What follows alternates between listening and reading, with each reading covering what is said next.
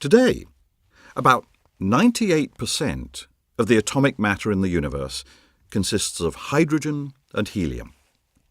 But thanks to threshold 3, that other 2% is made up of all the other elements in the periodic table.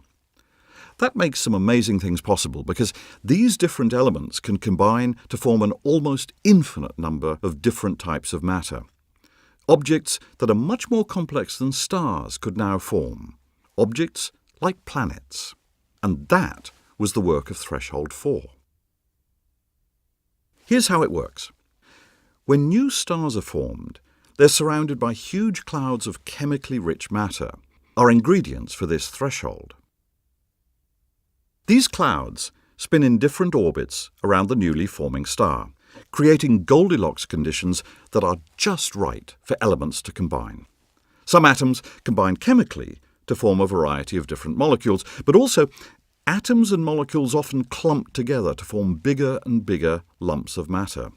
This process is called accretion, and eventually it goes on to form entire planets. Now, since lighter elements are much more plentiful in the universe, many planets consist mainly of hydrogen and helium, like Jupiter and Saturn. But because hydrogen and helium atoms are so light, intense radiation sometimes blasts them away from regions close to the new star. Those regions then contain a relatively high concentration of other, heavier elements. And eventually these elements may clump together through accretion to form solid planets, such as our Earth.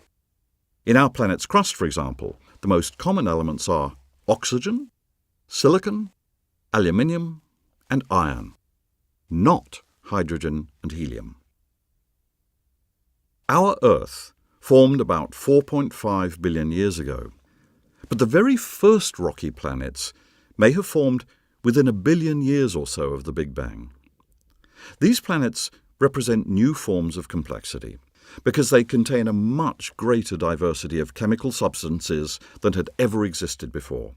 And that could create even more complex entities, such as the first living organisms.